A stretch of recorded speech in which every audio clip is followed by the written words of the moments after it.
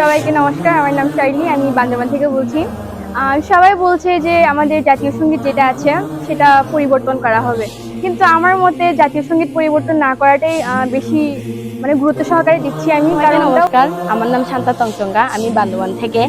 তো অনেকদিন ধরে দেখা যাচ্ছে যে টিভিতে বা ফেসবুকে শুধু জাতীয় সঙ্গীত পরিবর্তন করা। তো এটা হচ্ছে আমার মতে জাতীয় সঙ্গীত পরিবর্তন না করলেই ভালো হয়। আমার অনুভূতি হিসেবে ধরতে গেলে জাতীয় সঙ্গীত চেঞ্জ না করাটাই উচিত হবে, কারণ রবীন্দ্রনাথ ঠাকুর লিখেছিলেন। তো সেই ক্ষেত্রে ধরতে গেলে আমরা ছোটবেলা থেকে এই জাতীয় সঙ্গীতটা গেয়ে বড় হয়েছি, এবং বর্তমানে এখন আমি ক্লাস 8-এ পড়াশোনা করি। এখন বর্তমানে ওই জাতীয় সঙ্গীতটাই আমি গেয়ে থাকি। সবাইকে নমস্কার।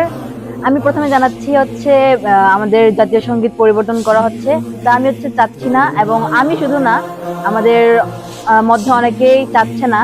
আর আপনারা যদি আমাদের অনুরোধটা রাখেন তাহলে ভালো হয়, যারা পরিবর্তন করতে চাচ্ছেন। সবাইকে নমস্কার, আমার নাম রাজশ্রী ত্রিপুরা, এবং আমি টিভিতে ফেসবুকে দেখছি যে জাতীয় সঙ্গীত নিয়ে অনেকজনের অনেক কথা বলতেছে, পরিবর্তন চাইতেছে। তো আমি মনে করি যে আমাদের এই জাতীয় সঙ্গীতটা যেন পরিবর্তন না করা হয়। তো আমরা ছোটবেলায় থেকে এই জাতীয় সঙ্গীত গেয়ে আসছি, এইটা শিখে আসছি। যদি এই জাতীয় সঙ্গীতটা যদি পরিবর্তন করা হয়, তাহলে আমাদের এই বিজয় দিবস, স্বাধীনতা দিবস, ভাষা দিবস এগুলো মুছে ফেলতে হবে। জাতীয় সঙ্গীতটা যদি না থাকে তাহলে এই আসসালামু আলাইকুম, আমি বান্দরবান থেকে বলছি।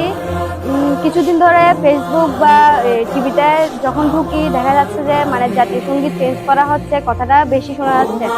তো আমরা হলাম যে আমার মতে জাতীয় সঙ্গীতটা চেঞ্জ করা একেবারেই উচিত নয়, কারণ আমরা ছোটবেলা থেকে আমরা যে জাতীয় সঙ্গীত রেগুলার বলে আসছি, করে আসছি, সেটা আমাদের মনের সাথে, আমাদের আত্মার সাথে, আবেগের সাথে জড়িত হয়ে গেছে।